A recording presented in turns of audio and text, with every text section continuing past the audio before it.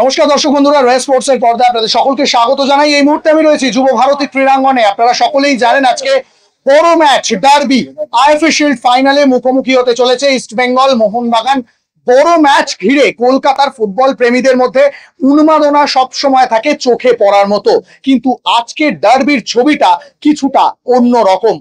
ডার্বিটা এত ম্যারম্যারে বোধহয় বাংলার ফুটবল প্রেমীরা এর আগে বহুদিন দেখেনি। আজকের ছবিটা আমরা যদি আপনাদেরকে দেখাই বুঝতে পারবেন, অন্যান্য দিন যখন ডার্বি হয়, বড় ম্যাচ হয়, আমরা দেখি ম্যাচ শুরুর ঘন্টা দুয়েক আগে থেকেই যুব ভারতীর ক্রীড়াঙ্গনের সামনে দুই প্রধানের সমর্থকদের ভিড় জমতে শুরু করে। সমর্থকদের মধ্যে বাকযুদ্ধের লড়াই, তাদের মধ্যে থাকে স্লোগান, তার মধ্যে ফ্লেক্স, ব্যানার, ফেস্টুন, পতাকা, সমস্ত কিছু নিয়ে এই মাঠের বাইরে শুরু হয়ে যায় আরো একটা বড় ম্যাচ। কিন্তু আজকে আইএফএ শিল্ড ফাইনালের আগে সেই ছবিটা একেবারেই অজানা, একেবারেই অচেনা। আমরা যদি একটুখানি পিছন দিকে চলে যাই তাহলে দেখতে পাবো মোহনবাগান সমর্থকরা কিছুদিন ধরেই তারা কিন্তু বিক্ষোভ করছে, এবং সেই বিক্ষোভের আঁচ পেয়ে কিছুদিন ধরেই বোঝা যাচ্ছিল যে এই ডার্বিতে হয়তো মোহনবাগান সমর্থকদের সংখ্যা কিছুটা হলেও কম থাকবে। তবে সেই সংখ্যাটা আশাতীতভাবে অনেকটাই কম। এতটা কম থাকবে সেটা বোধহয় বাংলার ফুটবল প্রেমীরা আশা করেননি। অন্যদিকে যেটা আশা করা হয়েছিল, ইস্টবেঙ্গল সমর্থকরা তারা হয়তো গ্যালারি ভরাবে, কারণ অনেকদিন বাদে হলেও ইস্টবেঙ্গল দলটা তারা একটা তুলনামূলকভাবে শক্তিশালী দল গঠন করেছে, এবং এই ম্যাচটা তারা একটু হলেও মোহনবাগানের থেকে এগিয়ে থেকে নামছে, যেটা পরিসংখ্যান বলে দিচ্ছে বহুদিন পরে।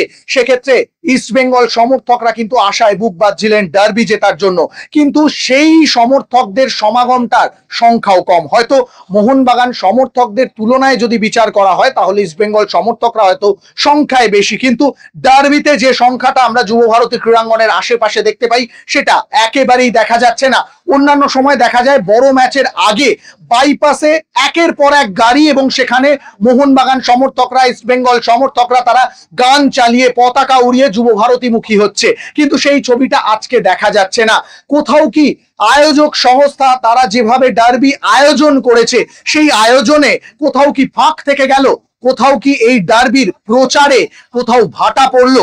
সেই প্রশ্ন বারবার তৈরি হচ্ছে, কারণ আমরা বারবার একটা কথা বলে থাকি, ডার্বি এমন একটা ম্যাচ যেটা বাংলার ফুটবলের বড় বিজ্ঞাপন, এবং এই ম্যাচকে ঘিরেই কিন্তু উত্তেজনা থাকে। সেই উত্তেজনা কমছে, সেই উত্তেজনায় ভাটা পড়ছে। ম্যাচ শুরু হতে আর খুব বেশি সময় বাকি নেই। আপনারা যদি পিছনের ছবিটা দেখেন তাহলেই কিন্তু বুঝতে পারছেন যে সমর্থকদের সংখ্যা একেবারেই কম। এই সময়টা কিন্তু দেখা যায় যে বিপুল পরিমাণে সমর্থকরা তারা স্লোগান দিতে দিতে মাঠে ঢোকে, তাদের মুখে চিৎকার থাকে, তাদের মুখে মাইক থাকে, হাতে টিফো থাকে, সেগুলো কিছুই দেখা যাচ্ছে না।